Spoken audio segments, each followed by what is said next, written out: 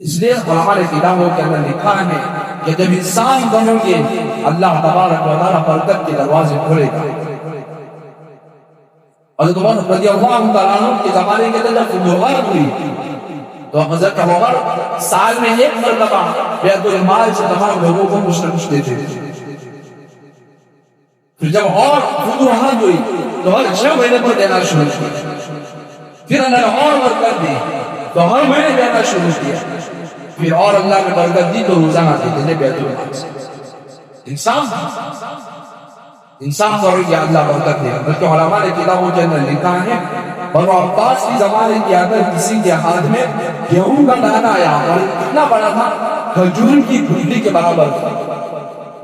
کھجور کی گٹلی کے برابر دانہ دے گیا اور اس پر لکھا ہوا تھا کہ یہ حضرت انسان کے زمانے کا گیہوں کا دانہ ہے. اس کے اوپر لکھا ہوا تھا. سلطان محمود غزنوی کا انسان ایک بندہ بارہ کو سوئے ہوئے تھے, آنکھ کھل گئی. اب ان کی تو جب آنکھیں کھلتی تھی تو ہمیشہ ان کا ذہن تو ان کے عوام کی طرف جاتا تھا. یہ نہیں کہ کچھ کھا دیا ہے کچھ پی دیا اس لیے نیند نہیں آئی. اور کوشش کی کہ نیند نہیں آئی. اپنے درباری کو بولا کہ دیکھو کوئی آدمی فریاد دے کر آیا, نیند نہیں آ رہی, دیکھو برابر تلاش کرو. تلاش کرنے کے لیے گئے, کوئی نہیں ملا. آ کر کہا کہ حضرت کوئی نہیں ہے. کیا تلاش کرو, کوئی ہے, کوئی بھیک مانگنے والا ہے, کوئی فقیر ہے, کوئی انسان طلب کرنے کے لیے یہاں پر آیا. لیکن دربار میں بہت تلاش کیا لیکن نہیں ملا. اور محمود غزنوی خود کھڑے ہو گئے اور تلاش کیا. پورے گاؤں میں تلاش کیا. تلاش کرنے مسجد کے اندر پہنچ گئے.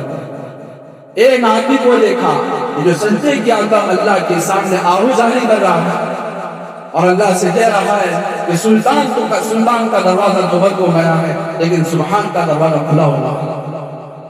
محمود غزنوی کا دروازہ بند ہے لیکن معبود ازلی کا دروازہ کھلا ہوا ہے. اللہ سے اپنی شکایت کر رہا ہے. تو محمود غزنوی نے اس کے سر پر ہاتھ پھیرا, اس کو اٹھایا. بھائی کیا شکایت ہے؟ محمود کی شکایت اللہ سے کیوں کرنا ہے؟ تو آدمی کہنے لگا کہ حضرت میری بیوی کے ساتھ آپ کی درباری نے غلط کام کرنا شروع کر دیا. روزانہ رات کیا کر میرے گھر پر آتا ہے اور اپنے خواہشات کو پوری کر کے چلا جاتا ہے. اگر آج میں تلوار کے ذریعے سے انسان نہیں دلایا, کل قیامت کے دن ہاتھ میرا ہوگا, غریبان آپ کا ہوگا, میں پکڑوں گا, اللہ کی آپ کو جواب دینا پڑے گا.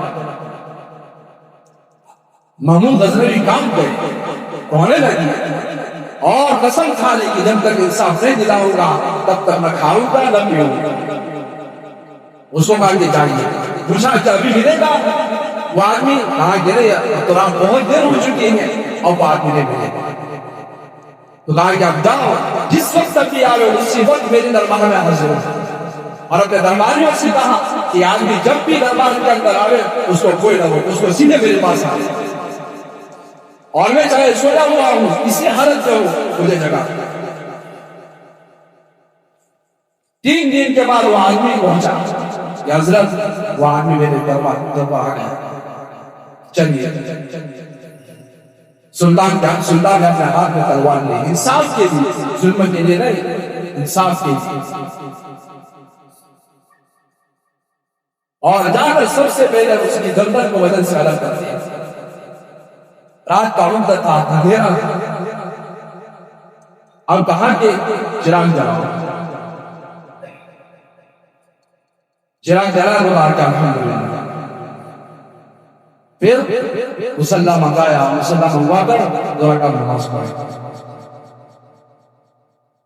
2 رکعت نماز پڑھنے کے بعد اس آدمی سے کہا میرے کے اندر کچھ کھانا ہے؟ تو اس نے سوچی روٹی وقت کے بادشاہ کے سامنے پیش کر دی. وقت کا بادشاہ سوچی روٹی کھا اور شوق کے ساتھ کھا رہا اور محبت کے ساتھ کھا رہا.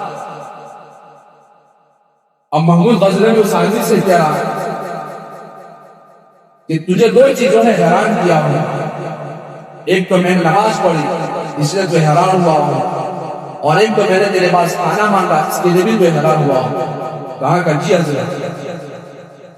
محمود غزنوی نے فرمایا کہ میں نے 2 رکعت اس لیے نماز پڑھی، میں یہ سمجھ رہا تھا کہ میرے درباریوں میں سے کسی درباری کی ہمت نہیں ہے کہ کسی آدمی کے ساتھ کسی عورت کے ساتھ غلط کام کرے، اگر یہ ہو سکتا ہے تو میرے اولاد میں سے میرے بیٹوں میں سے کوئی بیٹا ہو سکتا ہے، لیکن جب چراغ در آیا تو نہ میرا بیٹا تھا نہ میرے دربار میں سے کوئی دوسرا